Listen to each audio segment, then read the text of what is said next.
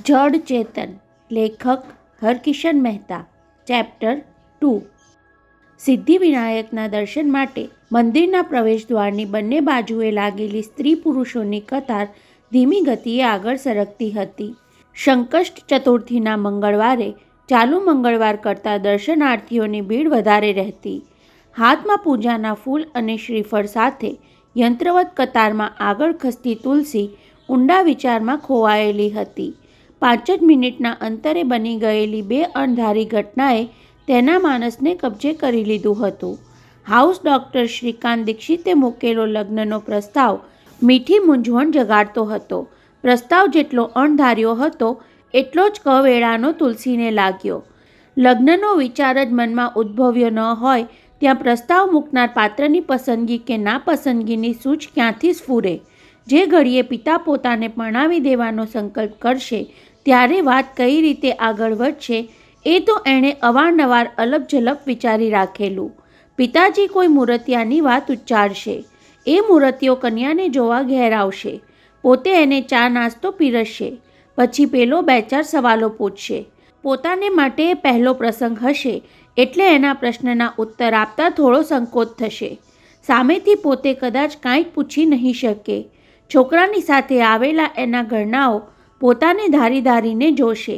ઘરકામ કે હોસ્પિટલની ડ્યુટી માટે થોડી પૂછપરછ કરી લેશે અને પછી ઘેર જઈને જવાબ આપીશું એવા ભાર સાથે વિદાય લેશે. પિતાજી ઉત્કંઠાભેર જવાબની રાહ જોવામાં 2-4 દિવસ વિતાવશે. વધુ વિલંબ થશે તો હકારની આશા છોડી દેશે અને હા આવશે તો પોતાને પૂછશે, તુલસી, તને તો કાંઈ વાંધો નથી ને? છોકરો કમાતો ધમાતો છે અને કુટુંબ પણ સારું છે. બસ પછી મારે પક્ષે માત્ર સંમતિ જ આપવાનું રહેશે. આવું કંઈક બનવાની કલ્પના કરી હોય તેને બદલે તદ્દન ઊંધી દિશાએથી જ શરૂઆત થઈ જાય ત્યારે મૂંઝવણ તો થાય જ ને. છોકરી, આગળ વધ. પાછળ ઊભેલી ગૃહિણીએ તેની કોણીએ હાથ અડાડીને તુલસીને સજાગ કરી. લાઈનમાં જગ્યા ખાલી પડશે તો બહારથી કોઈ ઘૂસી જશે. સજાગ બનેલી તુલસીએ 2 ડગલા આગળ ખસીને ખાલી જગ્યા પૂરી દીધી. પાછળવાળી બાઈએ તો જુદા જ સંદર્ભમાં કહ્યું હતું, પણ પોતાના અત્યારના સંજોગોમાં બંધ બેસી જતું હોય તેવું તુલસીને લાગ્યું. ડૉક્ટર શ્રીકાંતના જીવનની ખાલી જગ્યા પૂરવામાં પોતે મોડી પડે તો વચ્ચે બીજી કોઈ ઘૂસી જાય કે નહીં? આવા વિચિત્ર તર્ક પર તેનાથી હસી જવાયું અને બીજી જ પડે હોસ્પિટલના વોર્ડમેન સખારામ સાથેની અથડામણની યાદે તેના હોઠ પરથી સ્મિત છીનવી લીધું. 7 વર્ષ પહેલાં હોસ્પિટલ શરૂ થઈ ત્યારે વોર્ડબોય તરીકે નોકરીમાં જોડાયેલો સખારામ હોસ્પિટલના ડૉક્ટરો, નર્સ અને પેશન્ટો માટે માથાના દુખાવા જેવો થઈ ગયો હોવા છતાં કોઈ કેમ એને કાઢી મૂકતું નહીં હોય? કદાચ હોસ્પિટલના વોર્ડબોય યુનિયનનો આગેવાન છે એટલે એને સૌ સહી લેતા હશે. પોતે નર્સ તરીકે જોડાઈ તેના 2 મહિના પહેલાં હોસ્પિટલના વોર્ડબોય હડતાલ પર ઉતરેલા ત્યારે નર્સોએ સેવા બજાવવાનું ચાલુ રાખ્યું ત્યારથી સખારામ હોસ્પિટલની બધી જ નર્સોનો દુશ્મન જેવો બની ગયો હતો. કોઈ પેશન્ટ જો વોર્ડબોય વિરુદ્ધ ફરિયાદ કરે તો એનું આઈ બનતું. સખારામ મહોલ્લાના દાદાની જેમ પેશન્ટ પાસે જઈને ધમકાવતો, અમારા માણસ સામે ફરિયાદ કરી તો ભારે પડી જશે. હોસ્પિટલના 175 વોર્ડબોયનો પરાણે બની બેઠેલો આ આગેવાન એની નજરે ચડેલી મૈત્રાણીને છોડતો નહીં અને છતાં કોઈ એના વિરુદ્ધ હરફ ઉચ્ચારી શકતું નહીં. બોલકી સિસ્ટર ડિસોઝા તો એકવાર બોલી પણ ગયેલી, તુલસી, તારા જેવીએ તો આ આદમીની નજરે ચડવા જેવું નથી. એના હાથ બહુ લાંબા છે. નીચા કદના આદમીના હાથ બહુ લાંબા કેમ હોય એ વાત તુલસીની સમજમાં આવી ન હતી અને થોડીવાર પહેલાં હોસ્પિટલના પગથિયા પર જાણી કરીને અફડાઈને એણે કરેલી હસલી ફસલીની ગંદી મશ્કરી પણ તુલસી પૂરેપૂરી સમજી શકી ન હતી. જોકે સખારામે આંખના ડોળા કાઢીને સંભળાવેલી ધમકીનો અર્થ તો એ બરાબર સમજી ચૂકી હતી અને એટલે જ પોતે સ્વસ્થ ચિત્તે ડૉક્ટર શ્રીકાંતના પ્રસ્તાવ પર વિચાર કરી શકતી ન હતી. વિઘ્નહર્તા વિનાયકના દર્શનમાં પણ તુલસી એકાગ્ર બની શકી નહીં. આજ સુધી ક્યારેય પોતાને માટે કાંઈ જ નહીં માંગતી તુલસીથી 2 હાથ જોડીને બોલાઈ ગયું હતું, હે ગણપતિ દાદા, મારી રક્ષા કરજો. તુલી મંદિરની બહાર નીકળીને ઉતાવળે રસ્તો ક્રોસ કરવા જતી હતી ત્યાં પાછળથી આવેલા પરિચિત સાદે તેને થંભાવી દીધી. એ ડોક ફેરવીને પાછળ જુએ તે પહેલાં તો સડસડાટ સરકતી એક બસ તેની લગોલગથી પસાર થઈ ગઈ. દર્શન માટે લાઇનમાં ઊભેલામાંથી જેમણે એ જોયું તેમના શ્વાસ અદ્ધર થઈ ગયા. બસની હડફેટમાંથી ઉગરી ગયેલી તુલસીની આંખે અંધારા આવી ગયા. કેવી આંખો મીચીને ભાગતી હતી. ઝડપભેર તેની પાસે પહોંચી જઈ ચિંતને સંભળાવ્યું. જરાક માટે બચી ગઈ. 6 ફૂટ ઊંચા હસમુખા ચિંતનને પોતાના કરતાંય વધુ ગભરાયેલો જોઈને તુલસી ઘડીભર ગદગદ બની ગઈ. પછી લાગણી પર કાબૂ મેળવી લેતા સંભળાવ્યું. ચિંતુ, સિદ્ધિવિનાયકના દર્શન કરીને બહાર નીકળતા કોઈ અકસ્માતમાં મરી ગયું હોવાનું ક્યારેય તે સાંભળ્યું છે? ઓ તારીની, તને બચાવી મેં, અને જશ આપે છે તારા પથ્થરના દેવને. ચિંતનને તેના અસલ મિજાજમાં આવી જતો જોઈને તુલસીએ હળવાશ અનુભવી. સાચવીને રસ્તો ક્રોસ કરી લઈને તેણે પૂછ્યું, અલ્યા ચિંતુ, તને નાસ્તિકને વળી આજે સિદ્ધિવિનાયક કેમ યાદ આવી ગયા? પરીક્ષા શરૂ થવાની છે એટલે દર્શન કરવા દોડ્યો આવ્યો? તું પણ કમાલ છે તુલી. ચિંતને દૂરથી આવતી ખાલી ટેક્સી પર હાથ ઊંચો કરતા કહ્યું, હું તારા માટે દોડધામ કરું છું અને તને કંઈ કદર જ નથી.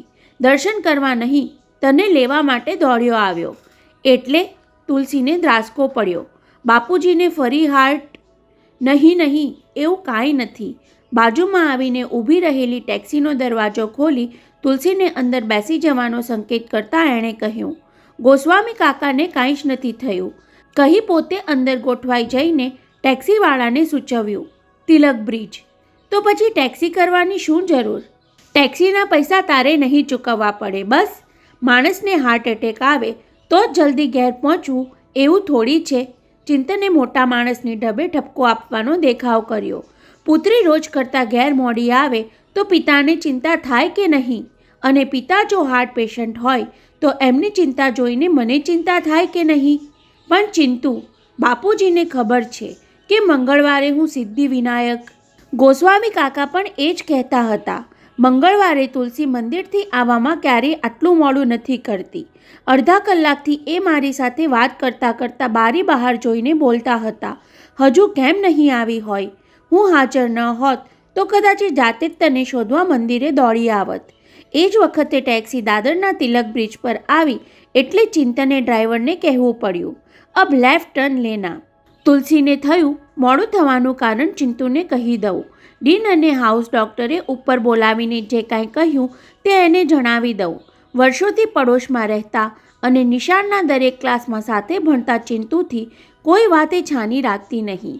પણ કોણ જાણે કેમ ડૉક્ટર શ્રીકાંતના પ્રસ્તાવની વાત ઉચ્ચારવા તુલસીને જીભ ઉપડી નહીં. તુલી, તને મારે એક વાત કહેવાની છે. પોતાને બદલે ચિંતુને કોઈ વાત કહેવાની છે એ જાણીને તુલસી ચોંકી. કદાચ બાપુજીએ તેને કહી દીધું હશે કે ડીન સાહેબ ઘેર આવીને આવો પ્રસ્તાવ કરી ગયા છે. એણે ચિંતુના ચહેરા સામે જોયું તો એ ઉર્મી નીતરતી નજરે પોતાને નિરખી રહ્યો હતો. કોને ખબર એ શું કહેવા માંગતો હશે? સાંભળ્યા વગર જ તુલસીને બીક લાગી. પોતાને મૂંઝવતી આજની બે વાતમાં ત્રીજીનો ઉમેરો કરવા માંગતી ન હોય તેમ સાંભળ્યું ન સાંભળ્યું કરી દીધું અને ઘર આવતા ચિંતુએ ટેક્સી થોભાવી દેવી પડી. પિતા પુત્રી સાથે જમવા બેઠા ત્યાં સુધી મધુકર ગોસ્વામીએ મૂળ વાત ઉચ્ચારી નહીં. તુલસી, આજે તારે વધારે મોડું થયું.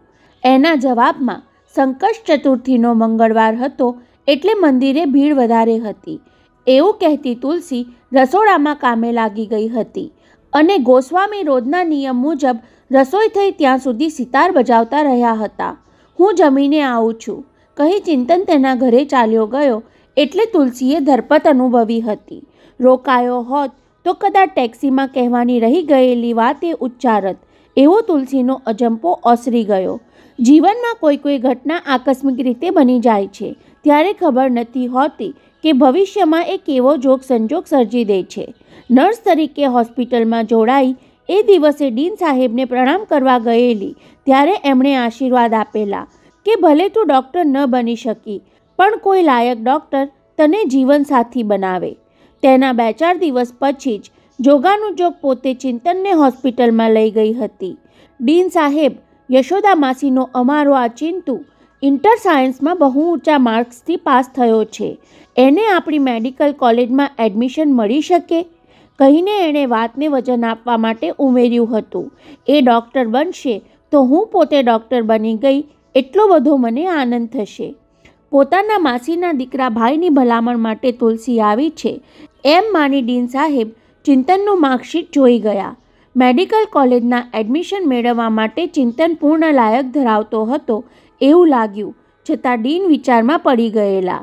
જ્યાં લાગવગ, દબાણ અને ડોનેશન બહુ મોટો ભાગ ભજવી જતા હોય ત્યાં ચિંતનને માટે ચાન્સ ઓછો દેખાયો. તુલસીની ભલામણ ખાતર ચિંતનના એડમિશન માટે પોતાની લાગવગ વાપરી નાખવાનું એમને ઉચિત નહીં લાગ્યું.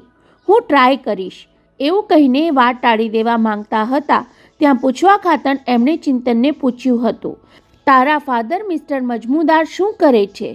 ફાધર હયાત નથી, ચિંતને માહિતી આપેલી. એ કસ્ટમ ઓફિસર હતા. 10 વર્ષ અગાઉ ડ્યુટી બજાવતા એમનું મૃત્યુ થયું. સાંભળીને ડીન શ્રીવાસ્તવ એમની ખુરશીમાં ટટ્ટાર થઈ ગયા હતા. થોડીવાર ચિંતનની સામે જોઈ લઈને એની માર્કશીટ પર આખું નામ વાંચ્યું, ચિંતન મન્મથરાય મજમુદાર. એમના કપાળમાં કરચલીઓ વળવા લાગી હતી. યંગ બોય, કુંદનલાલ શ્રીવાસ્તવનું નામ તે સાંભળ્યું છે? યસ સર, મારા ફાધરના બોસ હતા. ચિંતન ઉતાવળે બોલી ગયો હતો. એ રાત્રે ફાધર સાથે અમે છેલ્લા શોમાં ફિલ્મ જોવા જવાના હતા. ત્યાં 9 વાગ્યે શ્રીવાસ્તવ સાહેબનો ફોન આવ્યો. મારા પિતાએ કહ્યું, યસ સર, આઈ એમ એવર રેડી કહી ફોન મૂકીને એમણે ઝડપથી પોશાક બદલી નાખ્યો. કમરમાં પિસ્તોલ ખોસી અને આજે ફિલ્મમાં જવાનું કેન્સલ કહીને ગયા તે ગયા. સવારે એમનું ડેડ બોડી જોવા મળ્યું. બોલતા બોલતા ચિંતનનો કંઠ રૂંધાઈ ગયો. આઈ નો એવરીથિંગ, ડીન શ્રીવાસ્તવે સહાનુભૂતિના રણકા સાથે કહ્યું હતું. જેમ તું આ તુલસીની માસીનો દીકરો ભાઈ થાય તેમ તારા ફાધરના બોસ કુંદનલાલ શ્રીવાસ્તવ મારા કાકાના દીકરા ભાઈ થાય. આ ઘટના બની ત્યારે હું જેમાં હતો. પોસ્ટમોર્ટમ માટે તારા ફાધરનું બોડી અમારી હોસ્પિટલમાં આવેલું. ત્યારે કુંદનલાલ શ્રીવાસ્તવે એક જ વાક્યમાં એનો પરિચય આપી દીધેલો, he was the most courageous officer. જાનના જોખમે ફરજ બજાવનાર એના જેવા બહાદુર આજે બહુ ઓછા મળે છે. કહેતા કહેતા ડીન સાહેબ પોતે જ ગળગળા થઈ ગયા હતા. મને બરાબર યાદ છે, મન્મથરાય મજમુદારને મરણોત્તર સુવર્ણચંદ્રક આપવાનું નક્કી થયું ત્યારે કુંદનલાલ શ્રીવાસ્તવે સરકાર સાથે લમણાજી કરીને 1 લાખ રૂપિયા મરનારના ફેમિલી માટે અપાવ્યા હતા. પણ પછી એ જ કુંદનલાલ શ્રીવાસ્તવની હાલત. બોલતા બોલતા ડીન શ્રીવાસ્તવ અટકી ગયા ત્યારે તુલસી અને ચિંતન એકબીજા સામે જોતા રહ્યા હતા.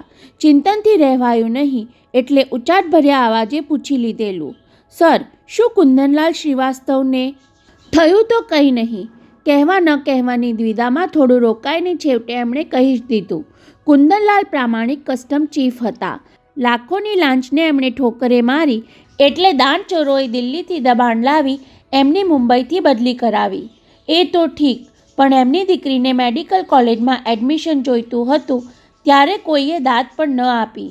એમની દેશ સેવાની કદર કરવાને બદલે કોલેજના કારભારીઓએ ડોનેશન માંગ્યું કહીને ડીન સાહેબે ચિંતનનું એપ્લિકેશન ફોર્મ પોતાની પાસે લઈ લીધું. એ વખતે તો હું આવા કોઈ સ્થાન પર ન હતો એટલે કુંદનલાલની પુત્રીને એડમિશન અપાવી ન શક્યો, પણ મન્મથરાય મજમુદારના સનને અમારી જ કોલેજમાં દાખલ ન કરાવી શકું તો મારું આ સ્થાન લાજે. અને 15 દિવસ પછી તુલસી મારફત ડીન સાહેબે એડમિશન મળી ગયાના ખુશખબર ચિંતનને કહેવડાવ્યા ત્યારે તેનો હાથ પકડી લઈને ચિંતુએ પૂછ્યું હતું, આ માટે કોનો ઉપકાર માનું, તારો કે ડીન સાહેબનો? કોઈનો નહીં, તુલસી વિના સંકોચે બોલી ગયેલી. આ એડમિશન મજમુદાર કાકાની પુણ્યાર્થીથી પ્રાપ્ત થયું છે ચિંતુ. પછી પોતાનો હાથ છોડાવતા પહેલાં ઉમેર્યું હતું, મને વચન આપ કે ડૉક્ટર થઈને તું એ હોસ્પિટલમાં તારી સેવા આપીશ. વચન આપ્યું કહીને તુલસીનો હાથ દબાવતા એણે કહ્યું, પણ એક શરતે, હું ત્યાં ડૉક્ટર હોઉં ત્યારે તું મારી પડખે હોવી જોઈએ. ઓ બાપરે! હાથ પાછો ખેંચી લઈને એણે છણકો કરેલો. એનો અર્થ તો એ કે તું ડૉક્ટર થાય ત્યાં સુધી મારે નર્સ તરીકે ચાલુ રહેવું. નર્સ તરીકે નહીં તુલી, પ્રેરણામૂર્તિ તરીકે તું મારી સાથે હોઈશ. 10 મહિના પહેલાં બની ગયેલી એ ઘટના આજની સાંજે તુલસીને વિચિત્ર જોગાનુજોગ જેવી લાગી હતી. આજે બપોરે ડીન સાહેબ ઘેર આવ્યા હતા. ભોજન લગભગ પૂરું થવા આવ્યું ત્યારે પિતાએ મૂળ વાત ઉચ્ચારી, મને ખબર છે. થાળીમાં નજર રાખી તુલસીએ જવાબ આપ્યો, આખરે પોતે એ ચર્ચાને ક્યાં સુધી વિલંબમાં નાખી શકવાની હતી. કોળિયો ગળે ઉતારી પિતા સામે જોઈને એણે ઉમેર્યું, ડીન સાહેબે મને ડૉક્ટર શ્રીકાંતની રૂમમાં બોલાવીને બધી વાત કરી. પછી તેં શું જવાબ વાળ્યો? હાઉસ ડૉક્ટરે કહ્યું કે પિતાજી સાથે વાતચીત કરીને નિરાતે નિર્ણય લેજે. હું એમને મળવા ઘેર આવી જઈશ. એ તો નિરાતે નિર્ણય લેવાનું જ કહે, પણ આપણે શું કામ ડીલ કરવી જોઈએ? આપણે ઉતાવળ પણ શું કામ કરવી જોઈએ? એકબીજા સામે જોયા વગર સંવાદની આપલે થઈ ગયા પછી થોડીવાર બંને વચ્ચે મૌન છવાઈ ગયું. જો તુલસી, આપણે બધી બાજુનો વિચાર કરી લેવો જોઈએ. પાણીના 2 ઘૂંટડા ગળે ઉતારી પિતાએ કહેવા માંડ્યું, તું તો જાણે છે, ગોસ્વામી પદ જતું કર્યા પછી એ પરિવારોએ તો આપણી સાથે બેટી વ્યવહાર તોડી નાખ્યો છે. હું ગોસ્વામી થયો હોત તો તુલસી બેટી તરીકે તારા માનપાન થયા હોત. ઘેર ઘેર પધરામણી માટે તને નિમંત્રણ અપાતા હોત. તુલસી બેટી ન થયાનો તો મને ક્યારેય રંજ થયો નથી. છતાં કન્યાને વળાવવાની મને તો ચિંતા થાય જ ને દીકરી. એમણે હાથ ધોતા વાત આટોપવાની ઉતાવળ કરી. આ રીતે સારા ઘરનું માંગુ સામેથી આવશે એવું મેં કદી ધાર્યું ન હતું. ઠાકોરજીની કૃપા વિના આવું બને નહીં. ડીન સાહેબ જેવા ભલા માણસ વચ્ચે છે એટલે આપણું અહિત થાય એવું કરે નહીં. ડૉક્ટર શ્રીકાંત તારાથી અજાણ્યા નથી. પાછા એમના પિતા હાઈકોર્ટના જજ છે, એટલે સમાજમાં પ્રતિષ્ઠા પણ સારી ગણાય. તમારો આગ્રહ જ હોય. નહીં, મારું તારા પર દબાણ હોય જ નહીં. ગમછાથી હાથ મોં લૂછતા એમણે વાત્સલ્ય ભાવે કહ્યું, મારે તો તને એટલું જ કહેવાનું છે કે તારી માં હાજર નથી, એટલે એની ફરજ પણ મારે જ બજાવવાની રહી. મારે પણ એટલું જ કહેવાનું છે બાપુજી. પિતાજી સાથે આંખ મિલાવી તુલસીએ મનમાં ઘોળાતી વાત કહી દીધી કે તમારી સંભાળ લઈ શકે એવો મારો મોટો ભાઈ હાજર હોવા છતાં પત્ની સાથે ઘર છોડીને ચાલ્યો ગયો છે, એટલે પુત્રી હોવા ઉપરાંત પુત્રની ફરજ પણ મારે જ બજાવવાની છે. અરે દીકરી, આટલા ખાતર તું લગ્નની વાત ટાળે છે?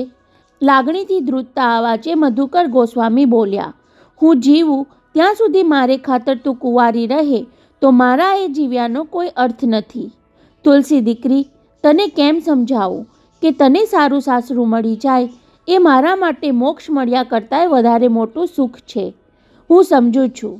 વધેલી રસોઈનો ઢાંકો ઢૂંબો કરતી તુલસી કહી ગઈ, લગ્નનો વિચાર 2 વર્ષ પછી પણ થઈ શકે. એ જ વખતે બારણાની જાળી ખખડી. બંનેએ એકી સાથે દરવાજા તરફ જોયું તો ચિંતન ઊભો હતો. તુલી, તને બા બોલાવે છે, કહેતો જાળીમાં હાથ નાખી આંગળીઓ ઉઘાડી તે અંદર દાખલ થયો. અત્યારે? તુલસીથી સહજભાવે પૂછાઈ ગયું. હા, કહેતા હતા કે ખાસ કામ છે. ખાસ કામ પર ભાર મૂકીને ચિંતન બોલ્યો એટલે તુલસીની વિમાસણ વધી ગઈ. એ આનાકાની કરવા જતી હતી ત્યાં પિતાએ કહ્યું, જરા જઈ આવ. જશોદાબેન સાંજે આવ્યા ત્યારે કહી ગયા હતા કે એને કહેજો મને જરૂર મળી જાય. ત્યારે તુલસીએ ચિંતન સામે જોયું. કદાચ એના મુખભાવ પરથી ખાસ કામનો અણસાર મળી જાય, પણ એના ચહેરાએ કોઈ ચાડી ખાધી નહીં, એટલે તેણે સામેના મકાનના પહેલા માળે જવા માટે પગ ઉપાડવા પડ્યા. એની પાછળ જવા માટે ચિંતન થોડો આગળ વધ્યો ત્યાં ગોસ્વામી કાકાએ તેને રોકી પાડ્યો. થોડીવાર બેસ ચિંતન, એ 2 બૈરાઓ ત્યાં વાતો કરે અને આપણે 2 અહીંયા ગપ્પા મારીએ.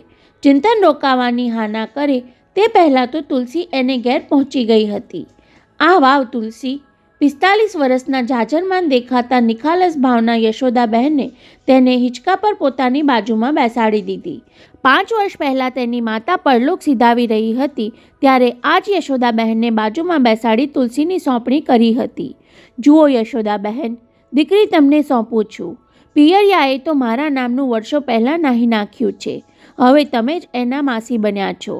મળતી વેળા મને એટલી તો નિરાશ છે કે મારા કરતાંય વધારે હેત અને હૂંફથી તુલસીને સંભાળી લેશો. જો તુલસી, તું તો સમજુ છે, તને મેં શું કામ બોલાવી એ તો સમજી જ ગઈ હોઈશ.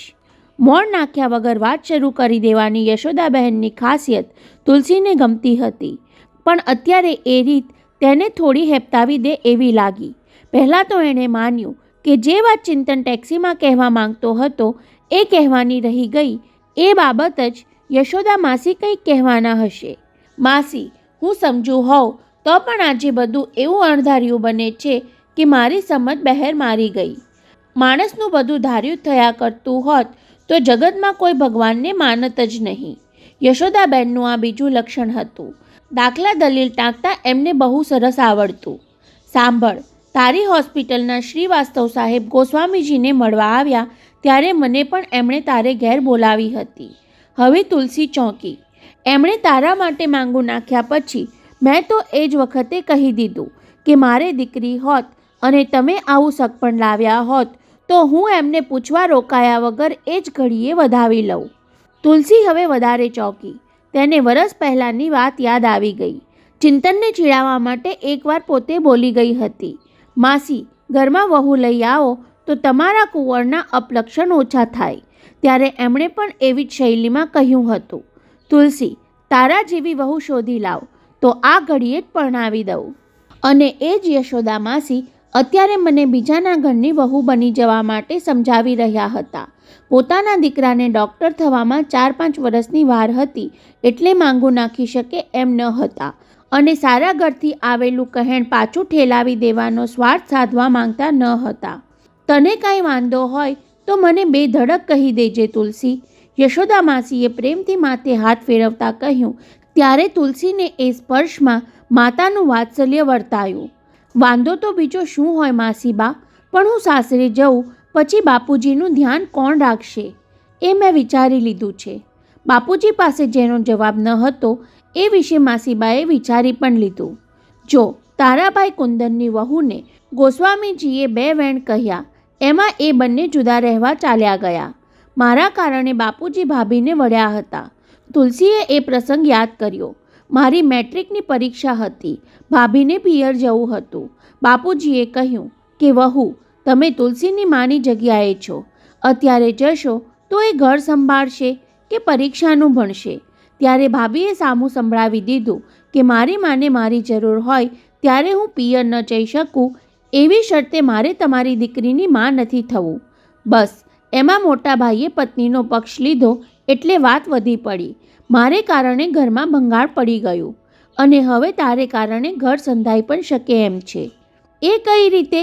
માનવામાં ન આવતું હોય તેમ એ યશોદા માસી સામે જોઈ રહી. જો એવું કાંઈ થઈ જતું હોય તો હું તમે કહો એ કરવા તૈયાર છું. તું પરણવા માટે રાજી હોય તો હા પાડી દે. યશોદા બહેનને ગોઠવી રાખેલું કહી દીધું. એકનો એક પુત્ર જુદો રહેવા ચાલ્યો જાય એ કોઈ પણ પિતાને વસમું લાગે. પુત્રને મનમાં પસ્તાવો થતો હોય પણ પિતા પાછો બોલાવે એની એ રાહ જોતો હોય અને કાલે સવારે તારા લગ્ન થાય ત્યારે કન્યાદાન માટે તો ભાઈ ભાભીને જ બોલાવવા પડે ને. બસ એકવાર સારા પ્રસંગે ભેગા થાય એટલે આપોઆપ મનમેળ થઈ જાય.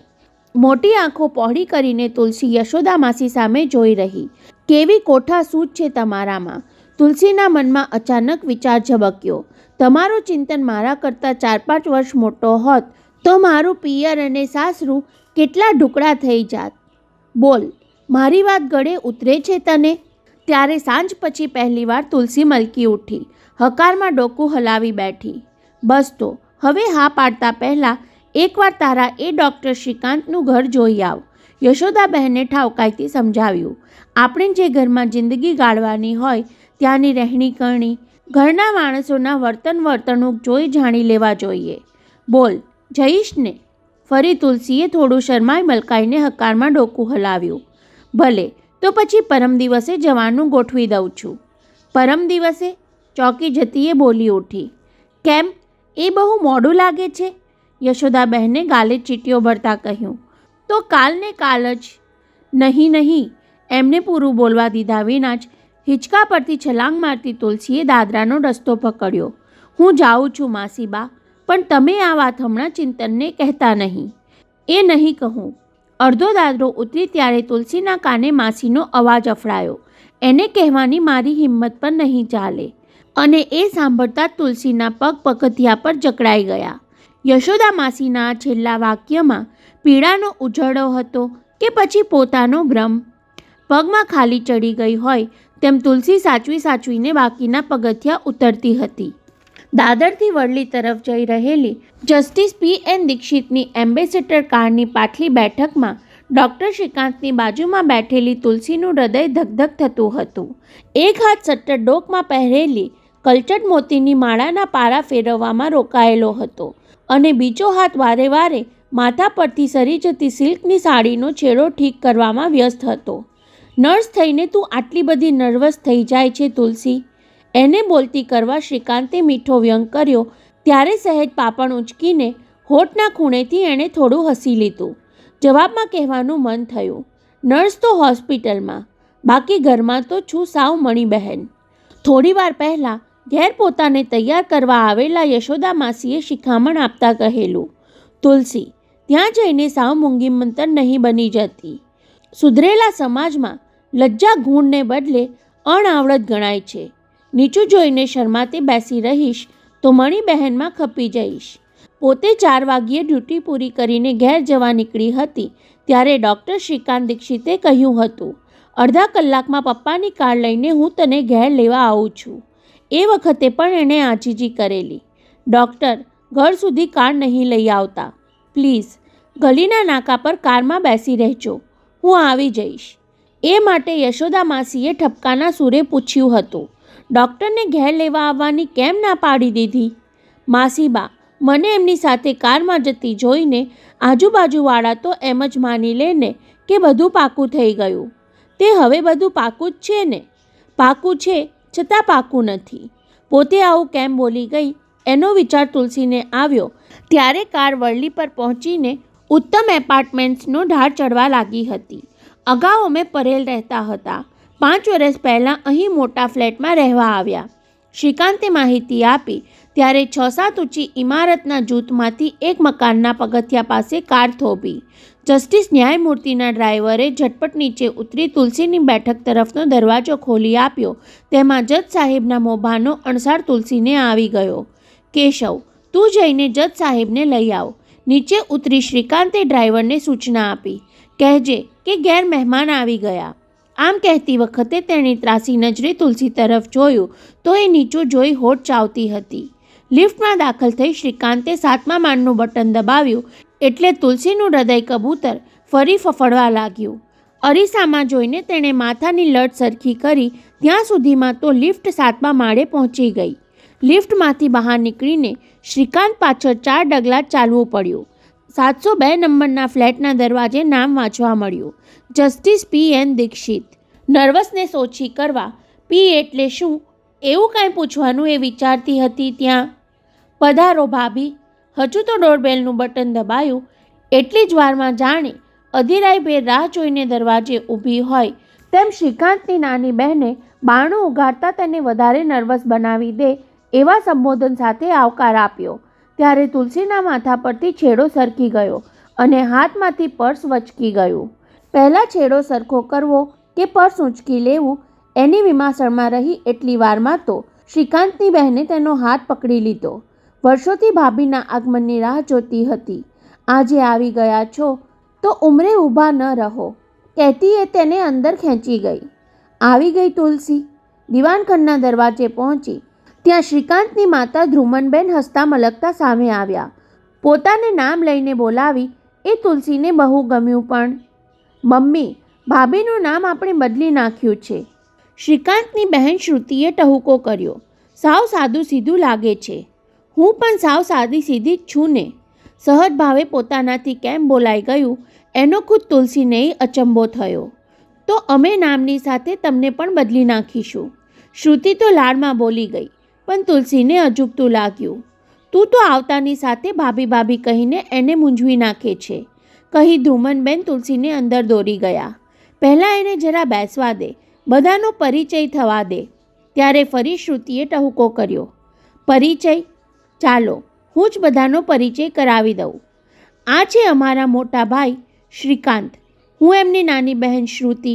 પેલો ખૂણામાં ઊભો નાના દિયરની જેમ શરમાઈ રહ્યો છે એ છે શ્રવણ. હવે ખ્યાલ આવી ગયો ને કે અમારા ત્રણેયના નામ શ્રી પરથી શરૂ થાય છે એટલે તમારું નામ પણ શ્રીથી જ શરૂ થતું શોધી રાખવાના છીએ. અત્યારે તું નામની લપ છોડ. શ્રીકાંતે વચ્ચે પડવું પડ્યું. હજુ 2 મહિના પહેલાં જ પોતે સિસ્ટર ગોસ્વામીને કહ્યું હતું, હું તમને તુલસી કહીને બોલાવું તો કાંઈ વાંધો નથી ને? તુલસી નામ બોલવામાં કેવું મીઠું લાગે છે. ત્યાર પછીની 15 મિનિટ શ્રીકાંત તેને ઘર દેખાડવા લઈ ગયો એટલે તુલસીએ ધરપત અનુભવી. ફર્નિચર, પડદા, ગાલીચા, પેઇન્ટિંગ્સ વગેરે જોઈને ઘરના માણસો શિક્ષિત અને શોખીન હોય એવી છાપ પહેલી નજરે પડતી હતી.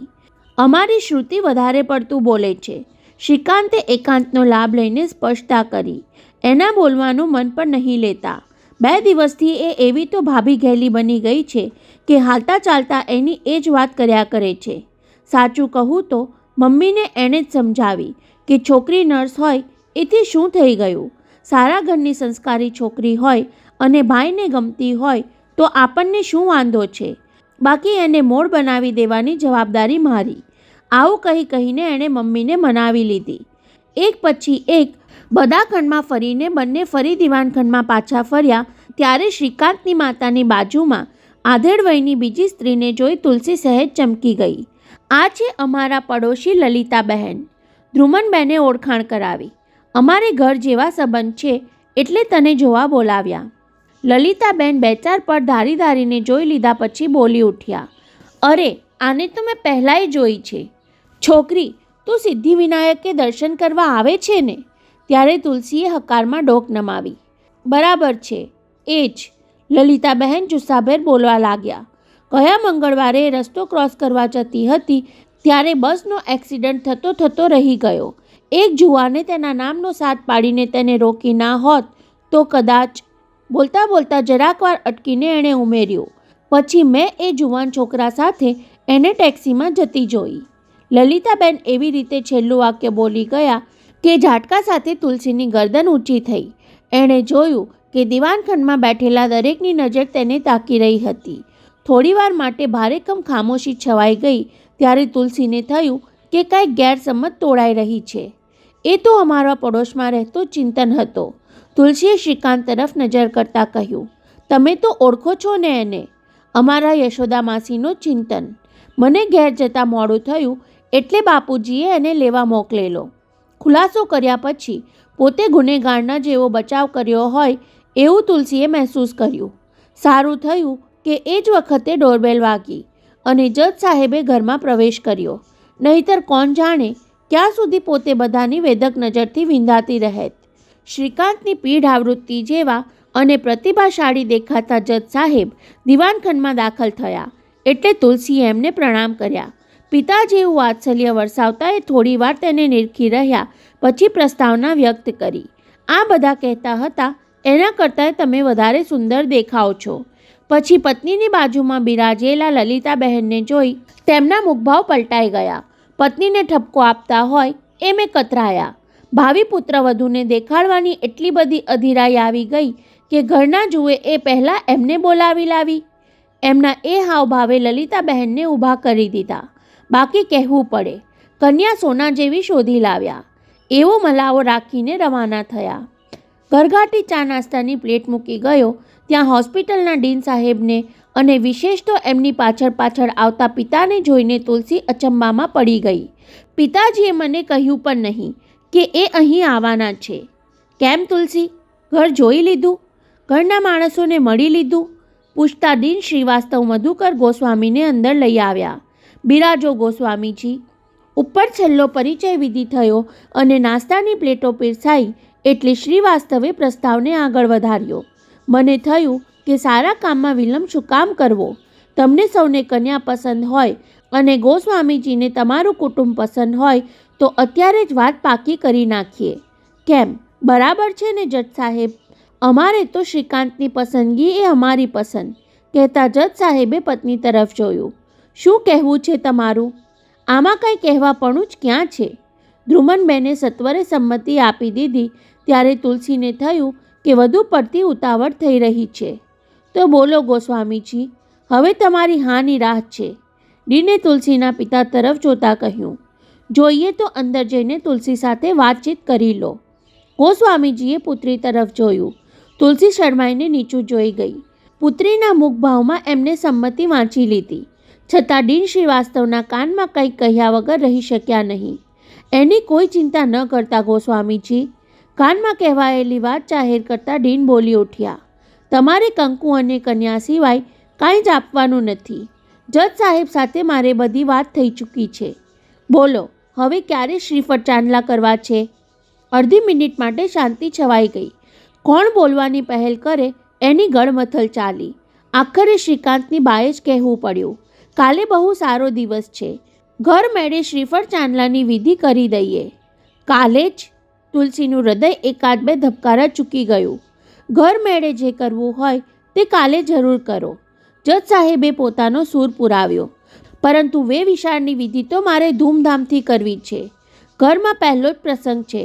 ઘણા બધાને નિમંત્રવા છે, એટલે થોડા દિવસ તૈયારી માટે જોઈશે.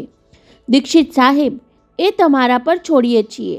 બાકી શ્રીફળ ચાંદલા માટે હું શ્રીકાંતને લઈ કાલે સવારે સારું ચોઘડિયું જોઈ ગોસ્વામીજીને ઘેર પહોંચી જાઉં છું. બોલો, કોઈને કાંઈ વાંધો છે? તુલસીના હોઠ ધ્રુજ્યા. એનું મન પોકારી ઉઠ્યું. વિચારવા માટે 2-4 દિવસની મુદત માંગી લે. પણ ડીન સાહેબની અધીરાઈએ એને બોલવાની તક ન આપી. તો પછી નક્કી, કાલનો સારો દિવસ શું કામ જવા દેવો? હવે સવારનું સારું ચોઘડિયું જોઈને કહો એટલે ટાઈમ પણ નક્કી કરી નાખીએ. સારા દિવસનું સારું ચોઘડિયું નક્કી તો થયું, પણ તુલસીને માટે એ દિવસ કેવો નીવડવાનો હતો એની કોઈને ક્યાં ખબર હતી?